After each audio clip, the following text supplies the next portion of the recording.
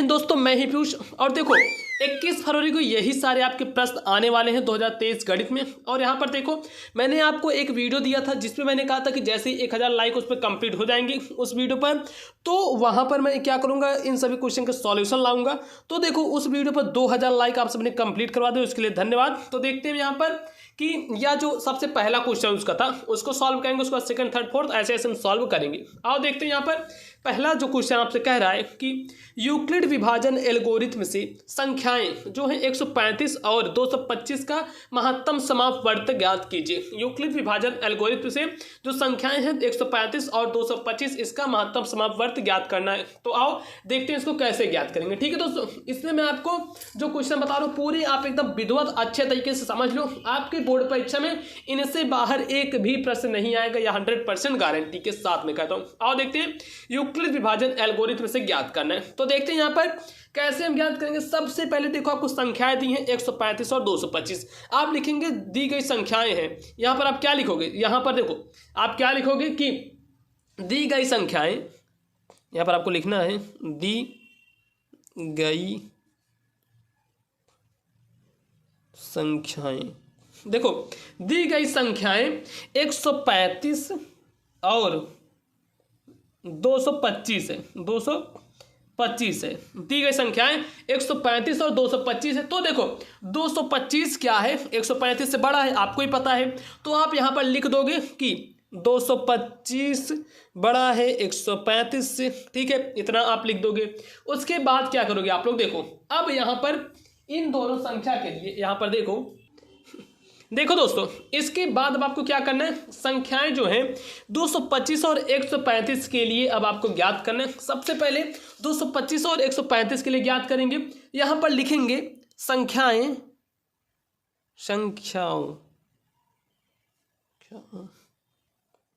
ठीक, संख्याओं 225 और 135 के लिए। ठीक है,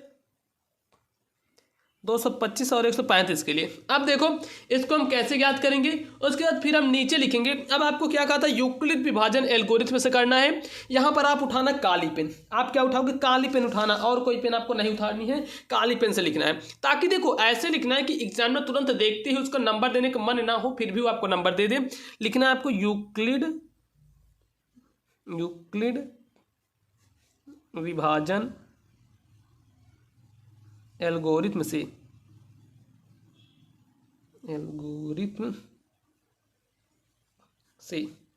ऐसे आप लिखोगे तभी पूरे नंबर मिलेंगे। ये मत सोचना कि हम थोड़ा सा लिख दें हमको पूरे नंबर मिल जाएंगे।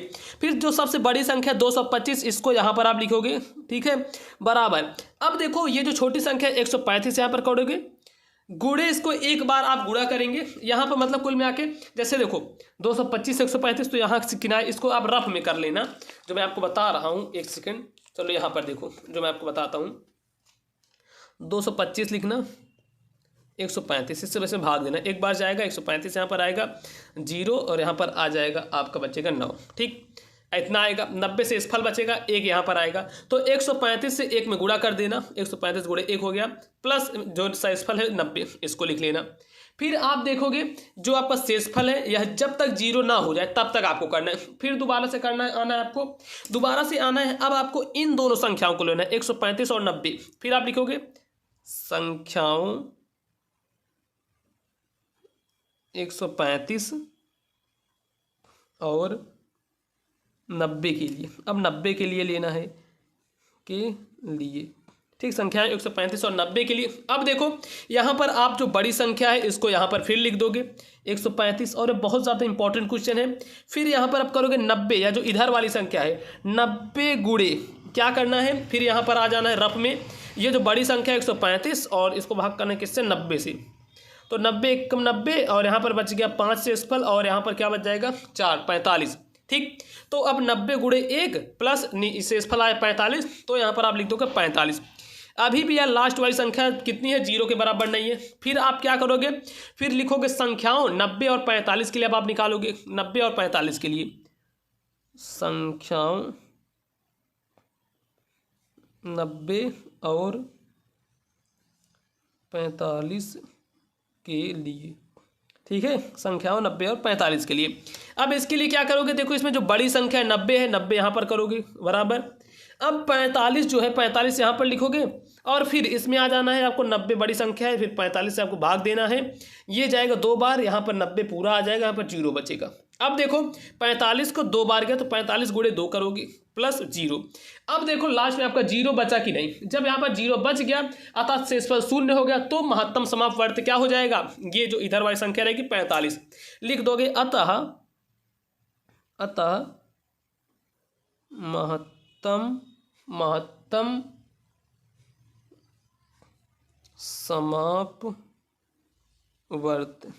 समापवर्तक, ठीक। अतः जो महत्तम समापवर्तक है वह क्या होगा, वह हो जाएगा आपका 45 हो जाएगा। ठीक दोस्तों, ध्यान देना कितना हो जाएगा, 45 हो जाएगा। ठीक, ऐसे आपको पहला क्वेश्चन करना है। अब देखते हैं सेकंड क्वेश्चन। देखो इसके बाद एक आपकी अंडर रूट वाला क्वेश्चन था जो कि मैं पूरा आपका हल करवा दिया हूँ। अंडर रूट जो कि करना था सिद्ध वाला, ये इस तरीके का, इसको मैंने करवा दिया, आपको मैथ की जो प्लेलिस्ट है उसमें मिल जाएगा। अब इसके बाद ये क्वेश्चन है, दो संख्याओं का अंतर 26 है, दो संख्याओं का अंतर 26 है और एक संख्या दूसरी संख्या के 3 गुना है, उन्हें ज्ञात करो।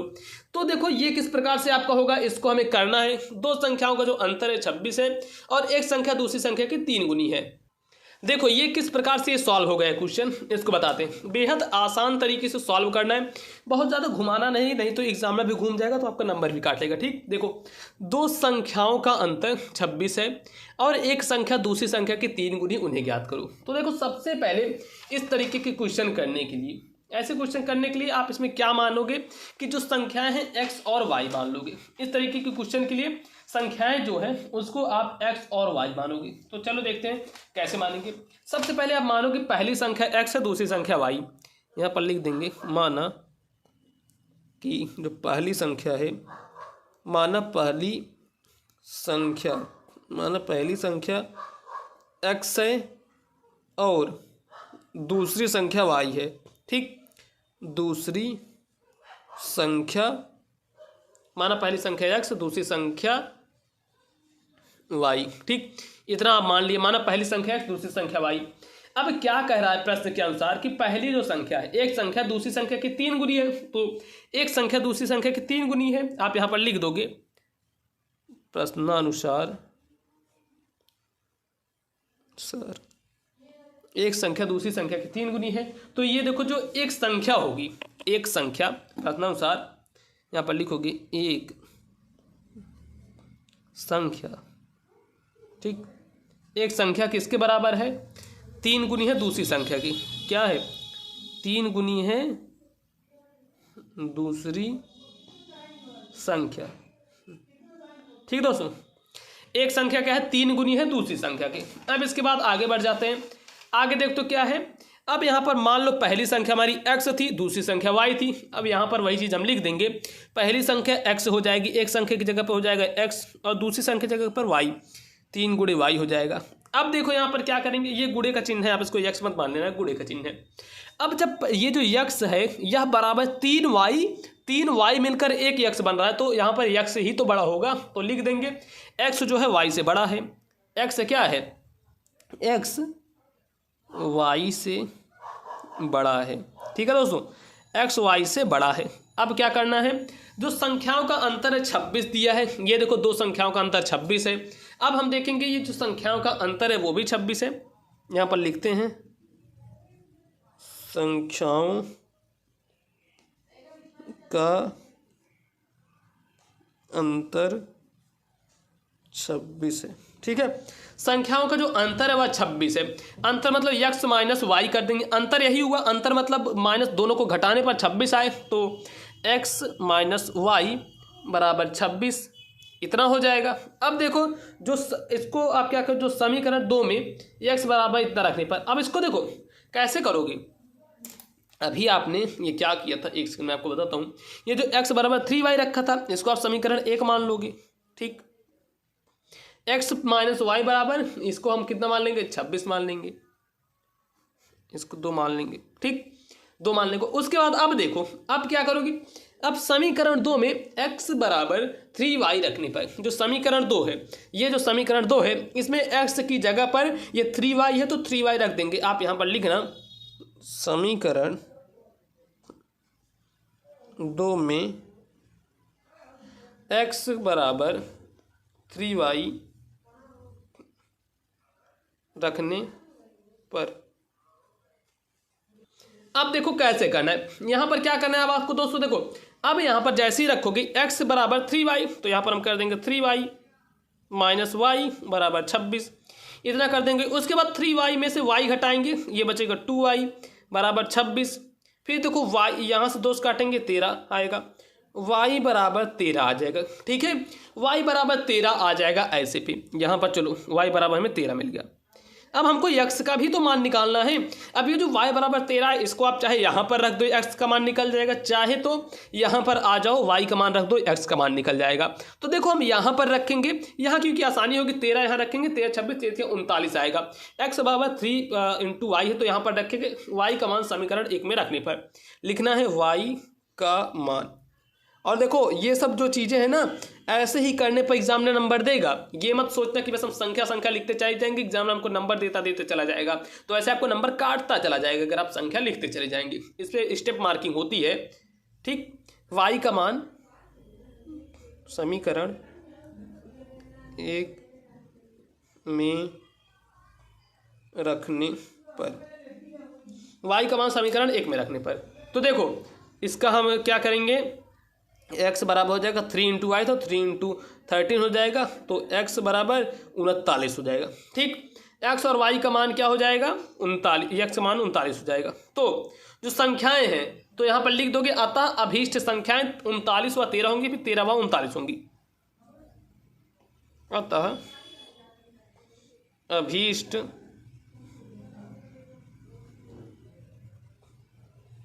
संख्याएं 13 व 39 होंगी, 13 व 39 होंगी। ठीक, आपको काली और नीली पेन से एकदम सजा के लिखना है ताकि एग्जाम में भी आपको अच्छे से नंबर दे। इसके बाद जो संख्या आती है इसको एकदम दिमाग में बैठा लेना, और हाँ इसको देखना तो कहीं दूसरा काम मत करते रहना, नहीं तो यह जो क्वेश्चन है एकदम हवा के ऊपर से जाएगा, एकदम ऊपर से जाएगा, समझ लेना एकदम सिर के ऊपर से निकल जाएगा, बिल्कुल ही हवा की तरह। तो इसको जब देखो, अभी आप लोग देख रहे हो, हर चीज़ें छोड़ दो, कुछ भी करो छोड़ दो 5 मिनट के लिए, एकदम कंसंट्रेशन के साथ इसको समझना, नहीं तो यह क्वेश्चन का मतलब लगभग कह रहा हूँ 80% स्टूडेंट्स को नहीं समझ में आता। लेकिन आप अगर यही दिमाग लगा को समझ लोगी, इसके बाद आपको कोई भी चीज करने की जरूरत नहीं पड़ेगी, आपको एकदम विधिवत तरीके से समझ में आ जाएगा। देखो 2 अंकों से बनी एक संख्या एवं उसके अंकों को उलटने पर बनी संख्या का योग 66 है। यदि संख्या के अंकों का अंतर 2 है तो संख्या ज्ञात करो।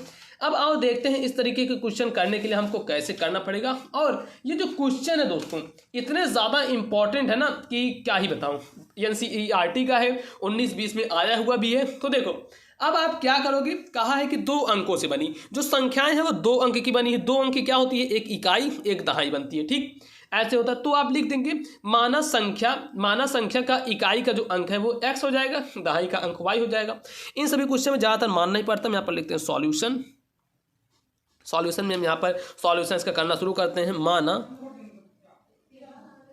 अब लिखोगे माना संख्या का इकाई, देखो माना संख्या का इकाई कितना दोस्तों, यहां पर हम लिख दें माना संख्या का इकाई जो है x और दहाई y है। अब देखो ये x और y क्यों मैंने लिखा, क्योंकि 2 अंक बोला है, 2 अंक में क्या होता है, इकाई दहाई 2 ही होता है। बस 3 अंक बोला होता तो यहाँ पर 100 आता, लेकिन इकाई दहाई आएगा।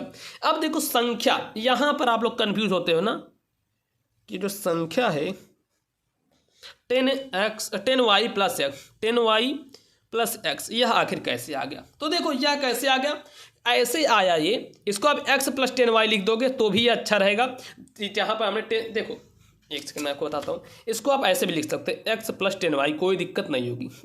मैंने अभी क्या कहा था, माना संख्या का इकाई जो है x है, इकाई x है, पहला देखो इकाई x हो गया, दहाई कहा था y है तो दहाई y, 10 दहाई बोला था जो कि इकाई दहाई, इकाई एक दहाई में आ जाएगा पूरा 10, तो इसलिए हमने क्या लिखा x, इसको लिखा इकाई, दहाई को 10y लिखा, इसलिए हमने इसको लिखा। ठीक, इतना ध्यान रखना, एकदम अच्छे से समझना, मैंने आपको पहले बताया, अगर आप अच्छे से नहीं समझ पाओगे तो एकदम दिमाग के ऊपर से क्वेश्चन जाएगा। उसके बाद क्या कहा है कि अंकों का क्रम उलटने पर बनी संख्या, जब अंकों का इसको क्रम हम उलट देंगे तो क्या संख्या बनेगी। देखो यहां पर लिखेंगे अंकों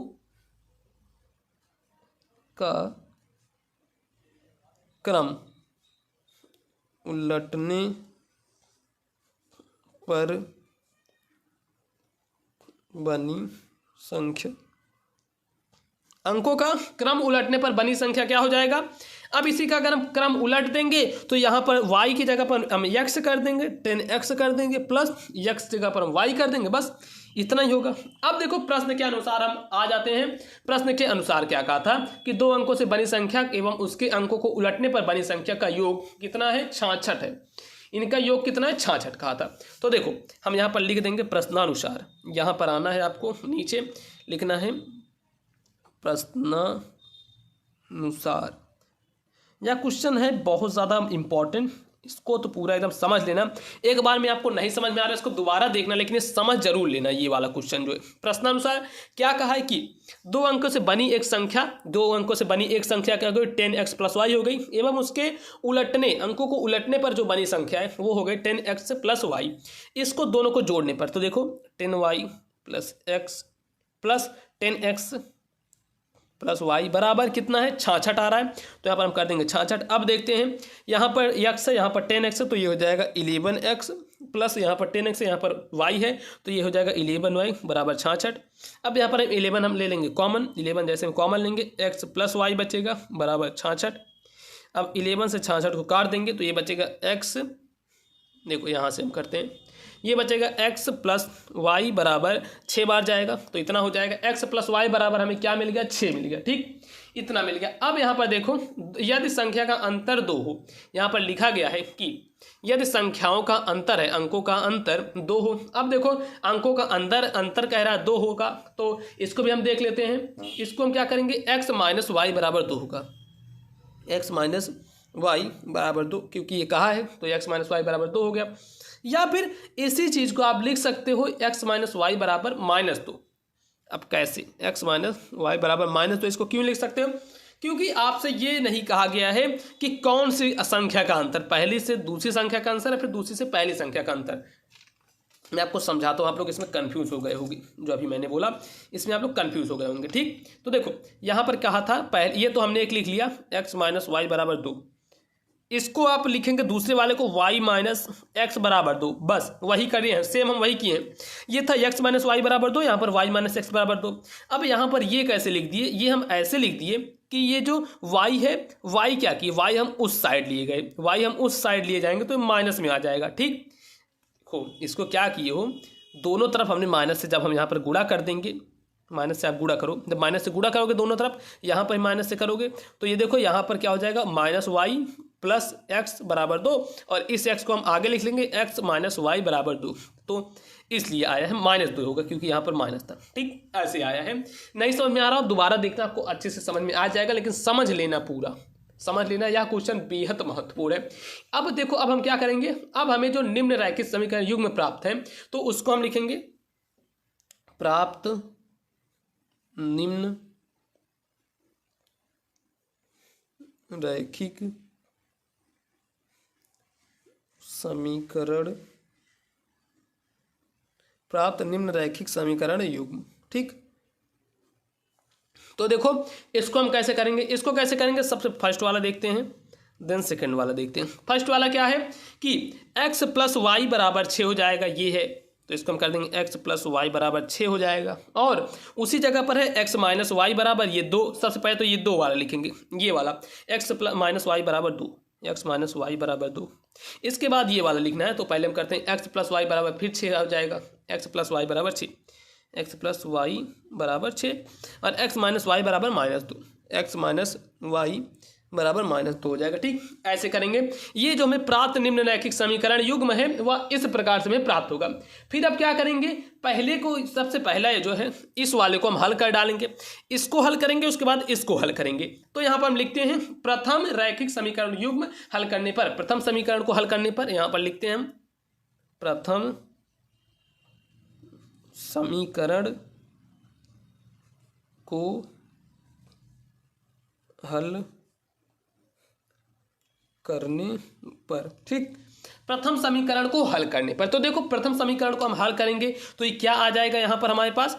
अब इसको हम हल करके आपको दिखा देते हैं कैसे हल होगा। तो ये है x + y = 6, x - y = 2 है, तो x - y = 2 हो जाएगा, बटे कर देंगे। प्लस है यहाँ पर माइनस है तो इससे ये कट जाएगा, यहाँ पर हो जाएगा 2x = 6 2 8 हो जाएगा। तो x बराबर क्या आएगा हमारे पास 4 आएगा। ठीक, क्योंकि 2 से 8 काटेंगे यहाँ पर 4 बचेगा। तो x का जो मान है हमारे पास x = 4 आ जाएगा। अब देखो जैसे ही आपका x बराबर यहाँ पर 4 आएगा, इसको हम कैसे करेंगे यहाँ पर। तो देखो x बराबर 4 आ गया। अब यहाँ पर हम 4 इसको रख सकते हैं, इसमें चाहे रख दें तो इसमें रख देते हैं। x का मान 4 आ गया तो इसमें हम रखेंगे 4। तो ये यहाँ पर 4 रखेंगे, यहाँ पर y रहेगा, 4 उस तरफ जाएगा, 6 में 4 गए 2 आएगा, तो y = 2 आ जाएगा। ठीक, ये हो गया। अब देखते हैं दूसरा रैखिक समीकरण हम युग्म हल करेंगे। यहाँ पर लिखते हैं दूसरा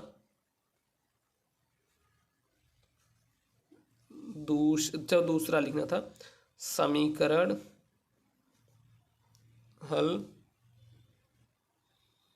करने पर, दूसरा समीकरण हल करने पर। तो देखो ये कैसे होगा दूसरा समीकरण हल, वो इस प्रकार से होगा दोस्तों कि ये भी ऐसे ही रहेगा, x + y = 6 और x - y = -2 यहाँ पर है, तो इससे ये कट जाएगा, यहाँ पर 2x आएगा बराबर 6 में से 2 गए, कितना आएगा 6 में से 2 गए दोस्तों, देखो कितना आएगा 6 में से अगर 2 जाएगा तो ये आएगा दोस्तों 4। ठीक, ये आएगा 4, तो इसको हम कर देंगे बटे x, यहाँ से 2 से ये 4 काट देंगे, 2 आएगा, x = 2 आ जाएगा हमारे पास। ठीक है ना दोस्तों, x बराबर हमारे पास कितना आएगा 2 आएगा। तो यही हो जाएगा इसका आंसर। और 2 और इसको अगर हम यहाँ पर रख देंगे तो ये y बराबर भी 4 आएगा, इसका मान हम इसमें रख देंगे। तो देखो अगर आप इसके बाद नेक्स्ट चाहते हो, नेक्स्ट पार्ट, तो कमेंट करो। और वीडियो पे देखो 500 लाइक आप लोग कर दो, इसका सेकंड पार्ट भी आपको मिल जाएगा। 500 लाइक कर दो, इसके आगे के जो क्वेश्चन है वो भी आपको मिल जाएंगे। मैं पूरी मैथ आपको खत्म करवा दूंगा, यह मेरी गारंटी है। आप लोग अगर इससे चैनल से पढ़ाई करें तो पूरी मैथ आपकी जल्द ही, मतलब 21 फरवरी से पहले पूरा आपकी खत्म करवा दूंगा, जो कि पेपर में पूरा 100% आएगा। तो ठीक है दोस्तों, वीडियो को आप लोग लाइक कर देना, चैनल पर नए हो तो सब्सक्राइब कर लेना। चलो दोस्तों, मिलता है आपसे और किसी नेक्स्ट वीडियो में। जय हिंद, वंदे मातरम।